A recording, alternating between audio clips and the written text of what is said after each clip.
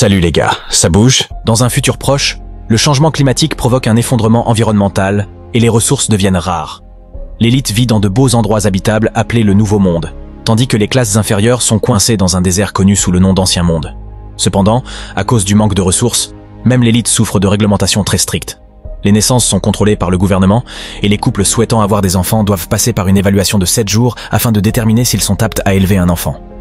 Un jour, une jeune Mia nage dans la mer lorsqu'elle aperçoit sa mère l'appelant depuis le rivage. Elle se fige et, en un clin d'œil, sa mère disparaît.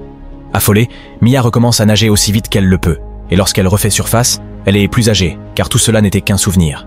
Par la suite, Mia retourne dans sa maison intelligente, qui l'avertit des changements météorologiques et surveille son activité physique ainsi que sa santé. Elle entre dans une pièce lumineuse qui lui permet de visiter la réalité virtuelle créée par son mari Ariane, qu'il utilise pour concevoir des animaux de compagnie. Après avoir discuté de leur projet pour la journée, Mia effectue la maintenance des machines de sa serre et s'occupe de ses plantes, récoltant quelques ingrédients pour le dîner de ce soir. Après le dîner, Mia et Ariane parlent de leur nervosité car ils vont bientôt passer l'évaluation. Ils finissaient par devenir intimes, mais Mia ne peut s'empêcher de penser à son souvenir de la mer. Après qu'Ariane se soit endormie, elle retourne vérifier ses plantes afin de se rassurer. Le lendemain, Virginia arrive chez le couple.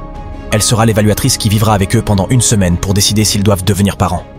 Si le couple souhaite abandonner l'examen à tout moment, il en a le droit. Mia veut connaître les critères sur lesquels ils seront évalués, mais Virginia dit seulement que moins ils en savent, mieux c'est.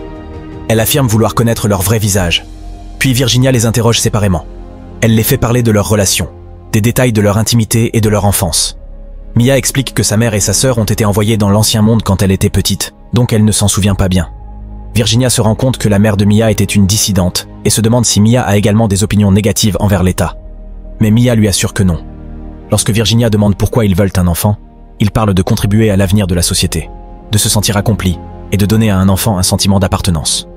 Mia dit qu'elle ressent ce sentiment aujourd'hui, mais que lorsqu'elle était enfant, ce n'était pas le cas. Ensuite, le couple fait visiter la maison à Virginia.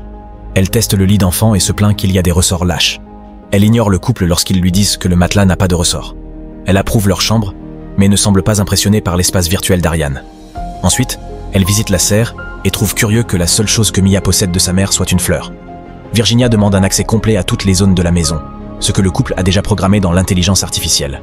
Elle demande aussi des échantillons d'urine, de salive, de sang, de cheveux et de fluides intimes. Le couple les a déjà envoyés, mais elle doit vérifier pour éviter toute tricherie. Pendant le dîner, Virginia n'est pas impressionnée par le repas rustique de Mia, préparé avec des ingrédients de la serre. Elle demande à Ariane d'où vient sa cicatrice, et il explique que des activistes pour les droits des animaux l'ont attaqué à cause de son invention. Ce qui est absurde car ces animaux virtuels existent précisément pour protéger les rares animaux réels encore en vie. Ces activistes ont fait exploser le laboratoire de recherche universitaire, et Ariane a dû sauter par une fenêtre pour s'échapper. Les poseurs de bombes ont été envoyés dans l'Ancien Monde comme punition, et Mia pense qu'ils l'ont bien mérité, ce qui pousse Virginia à se demander si la mère de Mia méritait aussi d'être exilée. Lorsque le couple va se coucher, Ariane dit à Mia que Virginia utilise le sujet de sa mère pour la provoquer, alors elle doit rester calme. Ensuite, ils commencent à devenir intimes, mais sont pris de panique en remarquant que Virginia les observe. Elle explique qu'elle doit évaluer tous les aspects de leur relation, y compris celui-ci. Le couple se sent mal à l'aise, mais ils veulent vraiment cet enfant, donc ils n'ont pas d'autre choix que de continuer pendant qu'elle les regarde. Le lendemain matin, le couple interroge Virginia à propos de mystérieux sacs de nourriture pour bébés qui sont arrivés, mais elle ne répond à aucune de leurs questions et joue plutôt avec une cuillère. Lorsqu'ils s'installent pour le petit déjeuner, Virginia commence à se comporter comme une enfant, poussant son bol ou le frappant contre la table. Mia devient nerveuse, et Virginia l'accuse d'avoir élevé la voix. L'ambiance devient tendue lorsque Mia frappe la table du poing. Alors Ariane utilise des jeux pour nourrir Virginia. Cela fonctionne, et elle commence à manger seule, mais elle leur lance aussi de la nourriture.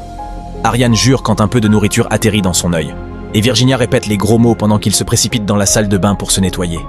Mia l'aide avec des gouttes pour les yeux, et ils conviennent d'établir certaines limites. Lorsqu'ils retournent dans la cuisine, la nourriture est partout sur les murs et les meubles, mais Virginia a disparu. Ils commencent à fouiller la maison et remarquent du désordre dans chaque pièce. Le bureau virtuel d'Ariane émet un bruit horrible. Tandis que Virginia danse, le couple tente de lui parler, mais le bruit est plus fort que leur voix. Finalement, Ariane parvient à crier « Stop !» assez fort pour interrompre la musique, et dit à Virginia que ce n'est pas un jouet. Mais elle répond simplement que ce test est terminé. Le soir venu, un autre colis mystérieux arrive. À l'intérieur, il y a une maison jouet pour leur enfant, et Virginia leur dit qu'ils ont jusqu'au matin pour la monter. Les pièces sont des formes étranges, et les instructions ne sont pas très claires, si bien que le couple rencontre beaucoup de difficultés à l'assembler. Lorsqu'ils semblent avoir fait des progrès, le jouet s'effondre. Ils continuent à travailler dur toute la nuit et finissent par réussir à la terminer, mais il reste une pièce. Les instructions indiquent que, pour des raisons de sécurité, Toutes les pièces doivent être utilisées. Alors Mia se précipite sur la plage et jette la pièce restante à la mer. Lorsque Virginia se réveille, elle examine la maison de près et dit qu'ils ont bien travaillé. En fait, elle décide que ce sera sa chambre et demande au couple ses affaires. Plus tard, Virginia observe Ariane travailler et lui raconte l'histoire de son chien. Lorsque le gouvernement a ordonné un abattage, elle n'aimait pas l'idée que son animal bien-aimé meure entre les mains d'un inconnu. Alors elle l'a tué elle-même, ce qui l'a fait pleurer pendant plusieurs jours. Ariane l'invite à toucher le singe qu'il a conçu, et elle est impressionnée par le réalisme de sa fourrure. Mais soudainement, elle annonce qu'elle s'ennuie et veut jouer à un jeu. Quand Mia vient les voir, Virginia et Ariane font semblant d'être des animaux sauvages, sautant l'un sur l'autre dans la jungle. Mia trouve cela curieux, car Ariane disait toujours que son dos ne s'était jamais remis du saut par la fenêtre. Le lendemain, ils vont à la plage, et le couple doit veiller à ce que Virginia n'aille pas dans des endroits dangereux. Ils jouent à cache-cache, et Mia se sent contrariée car Ariane et Virginia se trouvent toujours, mais jamais elle. Elle remarque aussi que Virginia appelle Ariane papa. Mia essaie de les rejoindre lorsqu'ils commencent à construire un château de sable, mais Virginia s'éloigne et commence un autre château toute seule. Mia commence à se demander si elle est capable de gérer tout cela, et Ariane lui rappelle qu'elle n'est pas sa mère.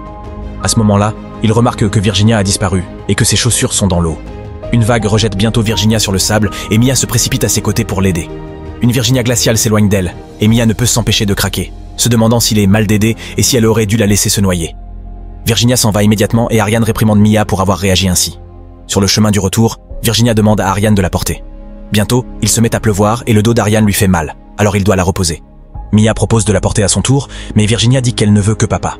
Lorsqu'ils arrivent à la maison, Virginia refuse d'entrer. Alors Mia lui dit qu'elle peut toujours la détester à l'intérieur, là où il fait chaud. Cela convainc Virginia de la suivre. Par la suite, Mia donne un bain à Virginia et elles s'amusent ensemble avec les bulles. En lui brossant les cheveux, elle lui confie que sa mère faisait cela pour elle. Mia embrasse même Virginia sur le sommet de la tête, ressentant enfin un lien. Puis une lettre arrive, annonçant que le couple accueillera un dîner ce soir, ce que Virginia confirme être un autre test. Le couple se précipite pour préparer un excellent repas et enfile ses plus beaux vêtements. Bientôt, les invités arrivent et Virginia sort en trompe de la maison jouet en prétendant être une enfant. Pendant le dîner, Walter raconte à tout le monde que Mia fut autrefois une brillante élève à lui et à sa femme. Evie semble très agacée. Mia appelle Ariane dans la cuisine pour lui expliquer qu'avant leur rencontre, elle a eu une liaison avec Walter et qu'à l'époque, elle était si jeune qu'elle ne comprenait pas qu'il avait profité d'elle. Manifestement, Evie le sait et la déteste pour cela.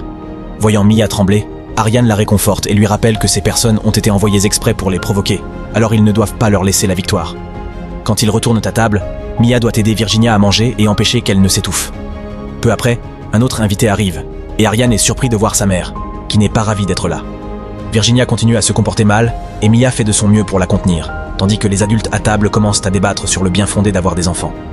Alors que l'humanité manque de ressources, certaines rumeurs de l'autre côté de la frontière disent que les gens guérissent et se reproduisent, donc reconstruire l'ancien monde ne serait pas impossible. La conversation glisse sur le sujet du contrôle de la population, et Virginia se met à courir partout. Mia la suit jusqu'à ce qu'elle s'assoie à côté des invités. Mia essaie de la déplacer, et Virginia réagit en la frappant. Cependant, Mia inspire profondément et jure qu'elle n'est pas en colère, ce qui aide Virginia à obéir enfin. Le groupe tente de porter un toast joyeux, mais la mère d'Ariane le gâche en révélant qu'il avait tenté d'avoir un enfant avec une précédente partenaire, mais que cela leur avait été refusé. Mia n'était pas au courant et court à la cuisine pour faire une pause. Ariane la rejoint et explique qu'il ne voulait pas la bouleverser, mais lui demande d'en parler plus tard. Lorsqu'ils retournent à table, Evie commence à parler en mal de la mère de Mia et de tous les gens de l'ancien monde.